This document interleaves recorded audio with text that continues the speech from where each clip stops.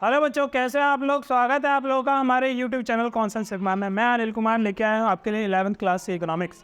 11th class की economics में micro economics पढ़ रहे हैं और माइक्रो इकोनॉमिक्स में जो चैप्टर पढ़ाया जा रहा है वो है कॉस्ट। कॉस्ट का एक छोटा सा वीडियो आपको पहले मिल चुका है, तो उससे आगे हम पढ़ेंगे आज। मैंने पहले क्या क्या पढ़ाया है आपको, मैंने बताया कि कॉस्ट होता क्या, फिर आपको बताया कि इम्प्लिसिट कॉस्ट और एक्सप्लिसिट कॉस्ट क्या होते हैं। उसके बाद मैंने आपको बताया कि सेलिंग कॉस्ट और प्रोडक्शन कॉस्ट क्या होता है। इससे आगे आज पढ़ेंगे हम शॉर्ट रन कॉस्ट किसे कहते हैं, और शॉर्ट रन कॉस्ट के कौन कौन से एलिमेंट्स हैं, उसके हिस्से कौन कौन से हैं जो हमें पढ़ने हैं। तो आइए, short run cost, short run किसे कहते हैं पहले तो ये समझ। शॉर्ट रन एक ऐसा पीरियड होता है, एक छोटा सा समय होता है जिसके अंदर आप प्रोडक्शन के सभी फैक्टर्स को चेंज नहीं कर सकते।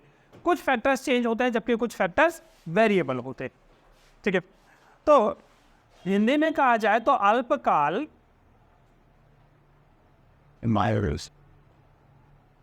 वह अवधि है जिसमें उत्पादन के सभी कारकों को नहीं बदला जा सकता,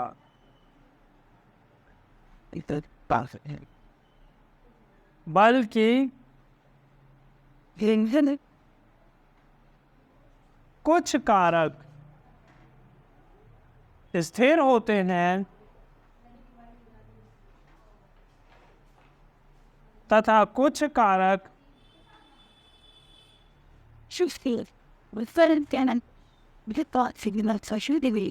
परिवर्ती होते हैं।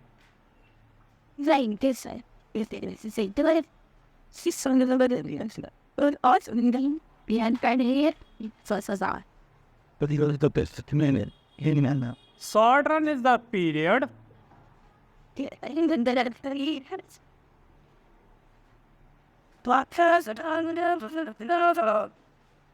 during which all the factors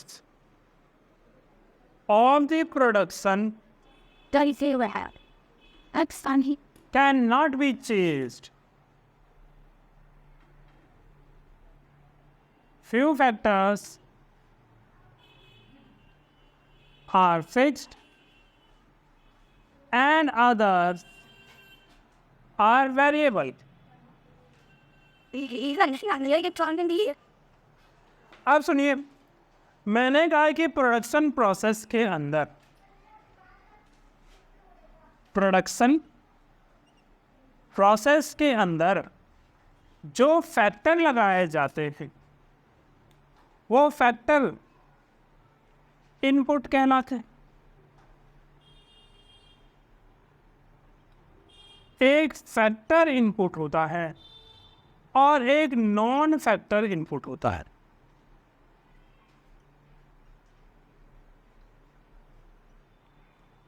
अब इनके ऊपर जो मॉनिटरी खर्चा होता है, मॉनिटरी एक्सपेंस, उस मॉनिटरी एक्सपेंस को हम क्या कहते हैं, कॉस्ट। इनके ऊपर जो मॉनिटरी एक्सपेंस होता है फैक्टर इनपुट या फिर नॉन फैक्टर इनपुट के ऊपर जो भी मौद्रिक व्यय होता है, मौद्रिक व्यय, उसी को आप लागत यानी कॉस्ट। अब चूंकि ये फैक्टर जो है, कुछ फैक्टर इनमें से फिक्स्ड फैक्टर होंगे और इन्हीं में से कुछ फैक्टर वेरिएबल फैक्टर होंगे। हिंदी में कहा जाए तो इनमें से कुछ होंगे स्थिर कारक तथा कुछ होंगे परिवर्ती कारक।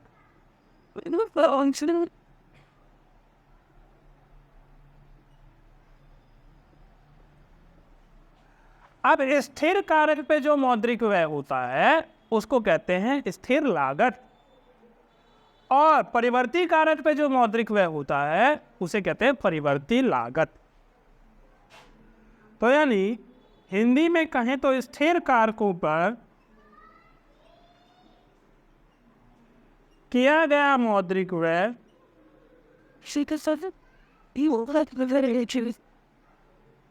स्थिर लागत कहलाता है।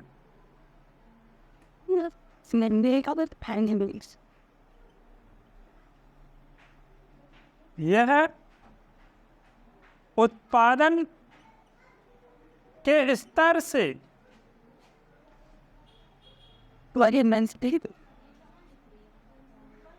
प्रभावित नहीं होता।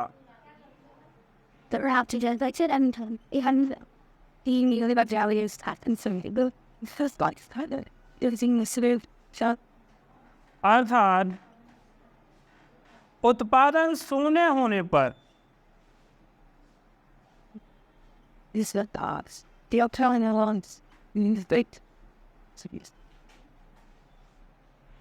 भी यह लगता है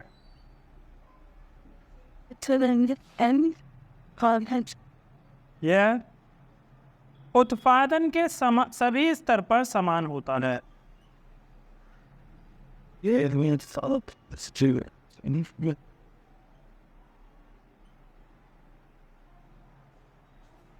ये जितनी बात मैंने लिखवाई है स्थिर कारक के बारे में उसको मैं समझाऊंगा भी एग्जाम्पल देके। मैं इंग्लिश वालों के लिए भी लिख दूं पहले।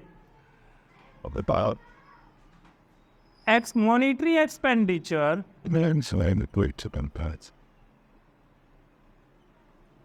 on fixed factor will be called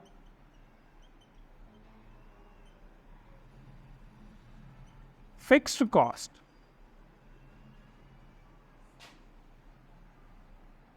It does not get affected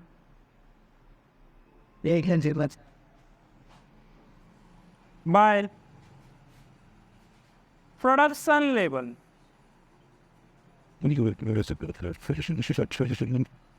It remains same.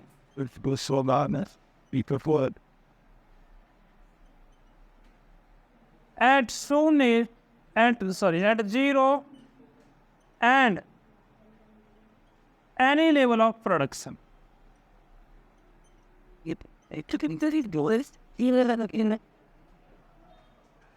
कहने का मतलब समझिए कि यदि प्रोडक्शन जीरो हो या फिर कोई भी प्रोडक्शन हो उस पे इसकी जो वैल्यू है वो उतनी की उतनी ही रहेगी। मैं ये वाला हिस्सा मिटा देता हूँ।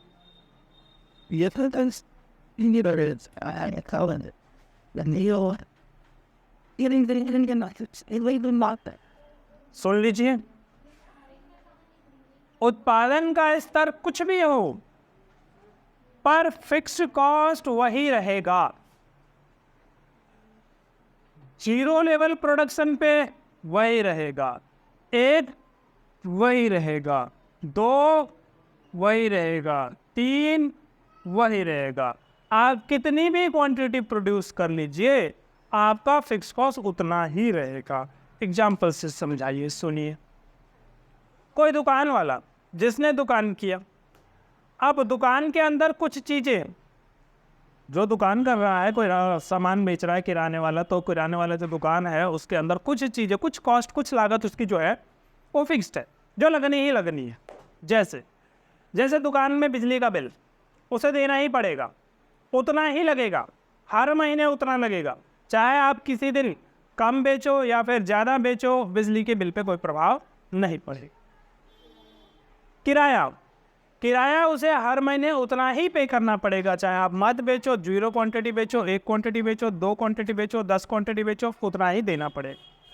तो ऐसे लागत जिनका क्वांटिटी से कोई प्रभाव नहीं पड़ता, जिसका मात्रा से कोई मतलब नहीं है, आप 1 क्वांटिटी बनाइए, 2 क्वांटिटी बनाइए, 10 क्वांटिटी बनाइए, 50 क्वांटिटी बनाइए, 100 क्वांटिटी बनाइए, कोई फर्क नहीं पड़ता। ऐसी लागतों को हम स्थिर लागत कहते हैं, जो उत्पादन के सभी स्तर पर बराबर रहेगा, यानी फिक्स कॉस्ट जो ऑल लेवल ऑफ प्रोडक्शन के ऊपर सेम रहेगा। तो 4 पे भी उतना ही 10 रुपए लग रहे हैं, 5 पे भी 10 रुपए लग रहे हैं, या जो भी है, तो हर लेवल ऑफ प्रोडक्शन पे आपका फिक्स कॉस्ट वही रहेगा। अब देखिए, यदि फिक्स कॉस्ट मेरा यही है और इसे मैं ग्राफिकली रिप्रेजेंट करूं,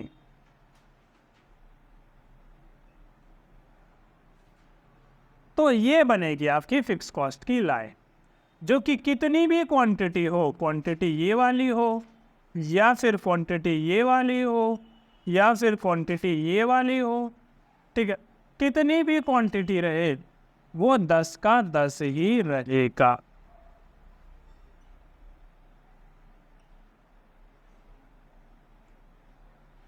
तो फिक्स कॉस्ट क्या बना है? फिक्स कॉस्ट बना है horizontal line parallel to X axis. ठीक है, ये एक्स एक्सिस के समांतर एक सीधी रेखा बनती है। अब बात करते हैं वेरिएबल फैक्टर के। तो वेरिएबल फैक्टर के ऊपर जो भी खर्चा किया जाएगा उसे आप वेरिएबल कॉस्ट कहेंगे। जैसे इसे हमने फिक्स कॉस्ट कहा था, या इसे हमने बंधी लागत कहा था।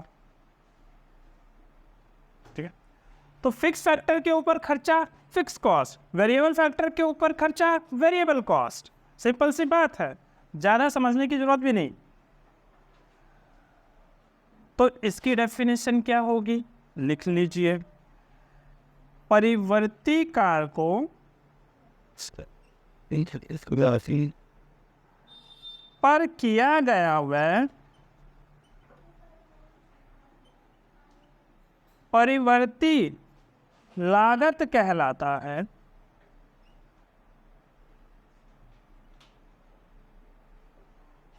ठीक है, ये वाला हिस्सा से परिवर्ती लागत कहलाता है। यह है उत्पादन के स्तर से प्रभावित होता है।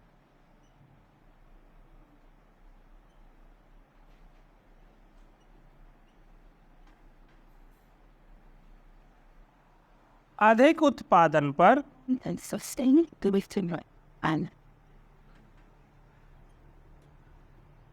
अधिक तथा कम उत्पादन पर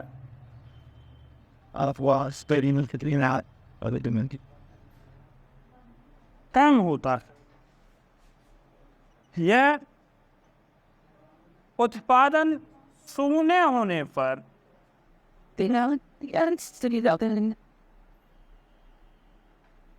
शून्य होता है।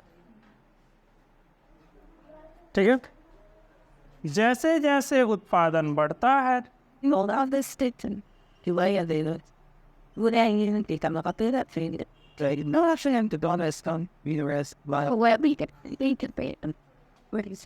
परिवर्ती लागत बढ़ता है।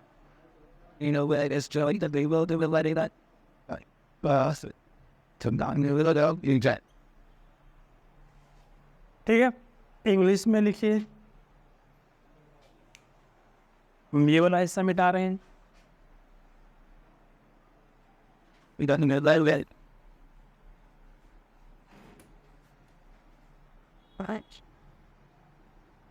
ये बताया मैंने परिवर्ती लागत। परिवर्ती लागत को इंग्लिश में कहेंगे आप वेरिएबल कॉस्ट। वेरिएबल कॉस्ट की डेफिनेशन इंग्लिश में एक्सपेंडिचर ऑन या फिर monetary expenditure on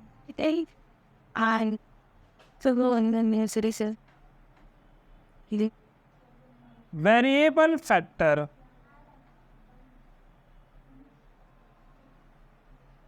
is called variable cost. It changes according to production. It remains zero at zero production. It increases with increase in production.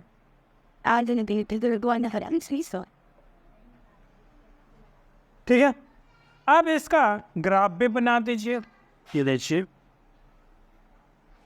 तो इसका graph जैसा कि मैंने बताया, ये शुरू में जब प्रोडक्शन 0 होगा तो 0 से स्टार्ट, और इसका बढ़ने का एक पैटर्न होता है। इसका बढ़ने का क्या पैटर्न होता है वो मैं आपको न्यूमेरिकली समझाता हूँ। जैसे जैसे क्वांटिटी बढ़ती जाती है वेरिएबल कॉस्ट में बदलाव आता है। कैसे बदलाव आता है देखिए ध्यान से। जब 0 क्वांटिटी प्रोड्यूस करते हैं तो वेरिएबल कॉस्ट 0 होता है, क्योंकि वेरिएबल कॉस्ट ऐसे कॉस्ट होते हैं जो उन चीज़ों पे लगता है जो प्रोडक्शन के साथ साथ बढ़ते हैं। जैसे रॉ मटेरियल, आप यदि किसी चीज़ का प्रोडक्शन कर रहे हो तो रॉ मटेरियल का खर्चा उतना ज़्यादा लगेगा जितना कि आप प्रोडक्शन कर रहे हो। यदि प्रोडक्शन 0 है तो रॉ मटेरियल का खर्चा भी 0 लगेगा। लेबर का खर्चा जैसे जैसे प्रोडक्शन बढ़ेगा वैसे वैसे बढ़ता जाएगा। तो इसका 2 मुख्य एग्जाम्पल जो है वो आप लिख सकते हैं, रॉ मटेरियल एंड लेबर जैसे जैसे प्रोडक्शन बढ़ाएंगे ज़्यादा लगेगा। तो 0 क्वांटिटी पे ना तो रॉ मटेरियल लगेगा ना लेबर लगेगा, यानी कि वेरिएबल कॉस्ट 0। जैसे जैसे क्वांटिटी बढ़ती जाएगी वैसे वैसे वेरिएबल कॉस्ट भी बढ़ता जाएगा। जैसे 0 क्वांटिटी होने पे वेरिएबल कॉस्ट 0 लगा, 1 क्वांटिटी प्रोड्यूस करने पे वेरिएबल कॉस्ट 10 लगा, 2 क्वांटिटी प्रोड्यूस करने पे वेरिएबल कॉस्ट 18, 3 क्वांटिटी प्रोड्यूस करने पे वेरिएबल कॉस्ट 24, 4 क्वांटिटी प्रोड्यूस करने पे वेरिएबल कॉस्ट 28, 5 क्वांटिटी प्रोड्यूस करने पे वेरिएबल कॉस्ट 30, 6 क्वांटिटी प्रोड्यूस करने पे वेरिएबल कॉस्ट अभी भी 30। ठीक है, तो इस प्रकार से वेरिएबल कॉस्ट जो है वो टोटल वेरिएबल कॉस्ट जो है वो 30। अब 4 क्वांटिटी प्रोड्यूस करने पे आगे जो लग गया वो 34। यदि आप और क्वांटिटी प्रोड्यूस करते हो 7, 6 क्वांटिटी पे 34, 7 प्रोड्यूस करते हो तो 6 40 लगेगा। इसका मतलब क्या है? इसका मतलब ध्यान से देखिए कि शुरू में तो ये 10 बढ़ता है, फिर 8 बढ़ता है, फिर 6 बढ़ता है, फिर 4 बढ़ रहा है, फिर 2 बढ़ रहा है। ठीक है, अब फिर से 4 बढ़ रहा है, फिर से 6 बढ़ रहा है। ये क्या बात कि शुरू में इसका बढ़ने का रेट घटती दर है, घटती दर से बढ़ना।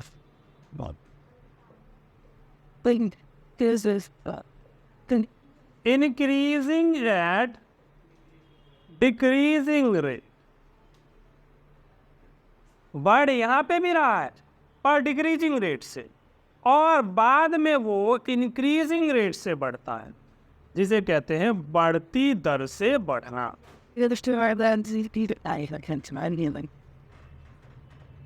Increasing at increasing rate. ठीक है, तो जैसे जैसे क्वांटिटी बढ़ती जाएगी टोटल वेरिएबल कॉस्ट बढ़ेगा, ये तो तय। पर बढ़ने का उसका एक पैटर्न है। बढ़ने का पैटर्न क्या है कि शुरू में वो बढ़ेगा घटते हुए दर से, बाद में वो बढ़ेगा बढ़ते हुए दर से। घटता हुआ दर और बढ़ता हुआ दर यानी डिक्रीजिंग रेट और इंक्रीजिंग रेट का क्या मतलब है, ध्यान से देखो ना भाई। पहले 10 बढ़ा, फिर 8 बढ़ा, फिर 6 बढ़ा, फिर 4 बढ़ा, फिर 2 बढ़ा, बढ़ने का दर गिर रहा है। फिर 1 पॉइंट के बाद फिर 4 बढ़ा, फिर 6 बढ़ा, अब बढ़ रहा है। ठीक है, रेट जो है वो जाता है, शुरू में डिक्रीजिंग रेट है और बाद में इंक्रीजिंग रेट है। मतलब ग्राफ ऐसा बनेगा, शुरू में डिक्रीजिंग रेट ऐसा बनता है कभी भी डिक्रीजिंग रेट, और बाद में इंक्रीजिंग रेट। ये बनेगा आपका total variable cost, sorry variable cost, total variable cost. अब ये टीवीसी है और यहाँ लिख लीजिए क्वांटिटी। इसको पूरे को रिप्रेजेंट करके दिखाना है क्या टीवीसी बनाते समय? नहीं, ज़रूरत नहीं है कि आप इसको पूरा A to Z 1 0 10 ऐसे दिखाने की ज़रूरत नहीं। अब ग्राफ का पैटर्न समझिए कि ग्राफ कैसे बनता है। तो ग्राफ शुरू में डिक्रीजिंग रेट से बनेगा और बाद में वो इंक्रीजिंग रेट से बने। ये स्टार्ट कहाँ से होता है? ये कभी भी 0 से स्टार्ट होता है। तो टीवीसी स्टार्ट्स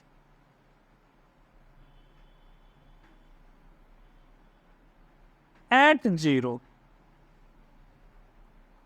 और it increases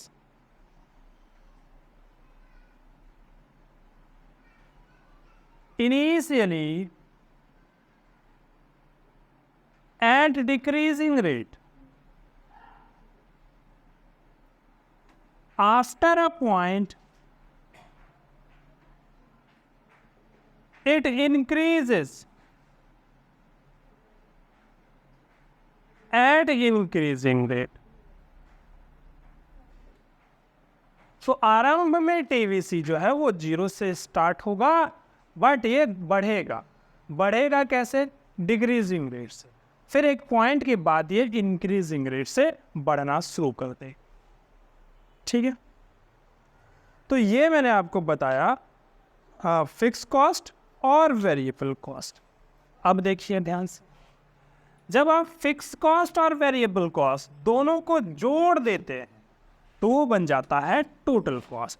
क्योंकि मैंने आपको बताया प्रोडक्शन के अंदर 2 प्रकार की कॉस्ट लगती है, एक फिक्स कॉस्ट, दूसरा वेरिएबल कॉस्ट। मेरे एग्जाम्पल के अनुसार जब क्वांटिटी 0 होती है तो फिक्स कॉस्ट 10 था, quantity 1 fix cost 10, quantity 2 fix cost 10, quantity 3 fix cost 10, 4 10, 5 पे भी 10, 6 पे भी 10, 7 पे भी 10। क्यों? क्योंकि बंधी लागत उत्पादन के सभी स्तर पर समान रहता है, भले ही प्रोडक्शन लेवल 0 ही क्यों ना। It remains constant at each level of production. तो उत्पादन के सभी स्तर पर वो समान रहेगा क्योंकि इसका नाम ही है फिक्स कॉस्ट। अब देखिए, वेरिएबल कॉस्ट मैंने आपको बताया कि जैसे जैसे क्वांटिटी बढ़ता जाएगा तो वेरिएबल कॉस्ट बढ़ता जाएगा।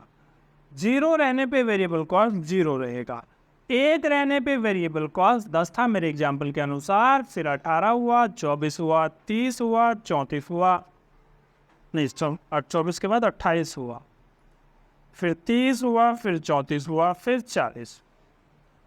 ये मेरा वेरिएबल कॉस्ट। जब आप इन दोनों को जोड़ देंगे ना, fix cost plus variable cost, तो आएगा आपका टोटल कॉस्ट। टीसी मतलब टोटल कॉस्ट। इसको जोड़िए 10, इसको जोड़िए 20, 28, 34, 38, 40, 44 और 50। ये हमारा टोटल कॉस्ट। फिर टोटल कॉस्ट की डेफिनेशन बताइए। कुछ नहीं भाई, ध्यान दो।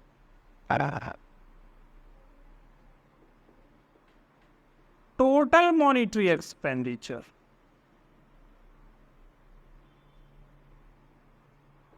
ऑन फैक्टर ऑफ प्रोडक्शन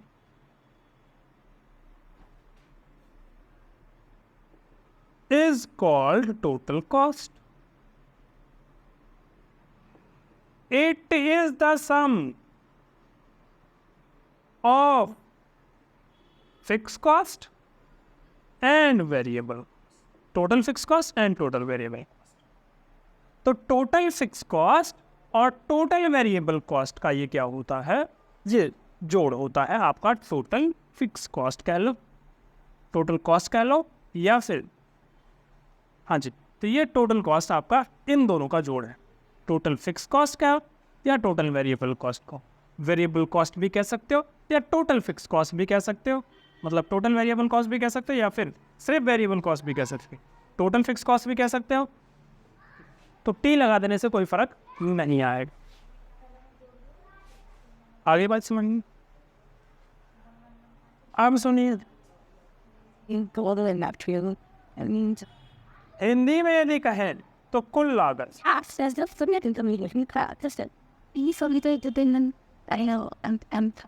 उत्पादन प्रक्रिया में कुल व्यय को कुल लागत कहते हैं।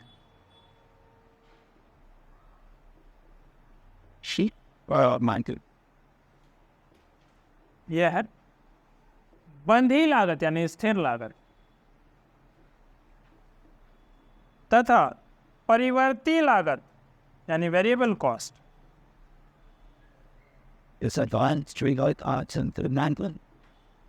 का जोड़ होता है।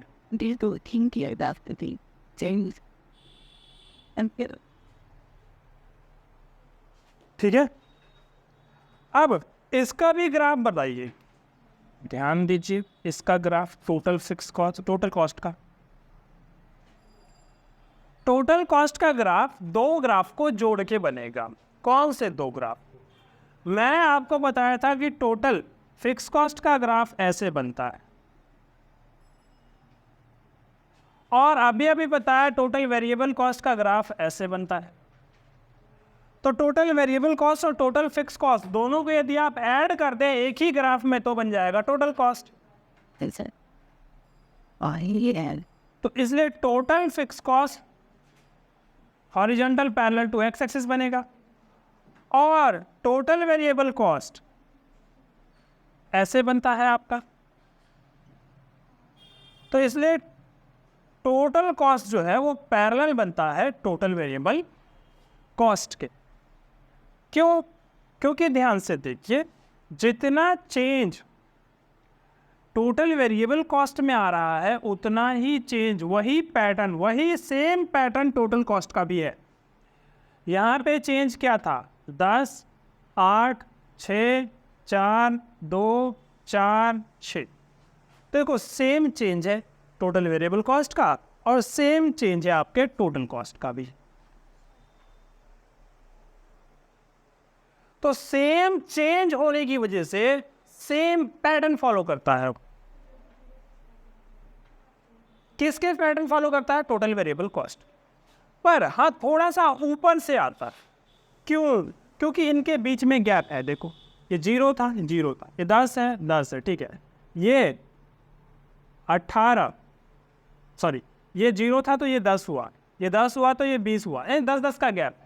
तो इनके बीच में जो आपको गैप नज़र आ रहा है ना, ये गैप असल में TFC का है, क्योंकि ये 0 से स्टार्ट हुआ था और ये वाली लाइन यहाँ से स्टार्ट होगी। कहाँ से स्टार्ट हो रही है? ये फिक्स कॉस्ट के यहाँ से स्टार्ट हो रही है, इसीलिए। ठीक है, TC TVC 0, क्वांटिटी,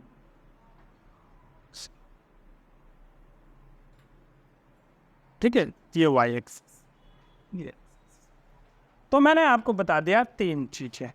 पहले चीज़ बताई कि टोटल कॉस्ट किसे कहते हैं, फिर मैंने बताया आपको वेरिएबल कॉस्ट किसे कहते हैं, फिक्स कॉस्ट किसे कहते हैं। ये तीनों कॉस्ट के बारे में डिटेल में ग्राफ के साथ बता दिया गया है।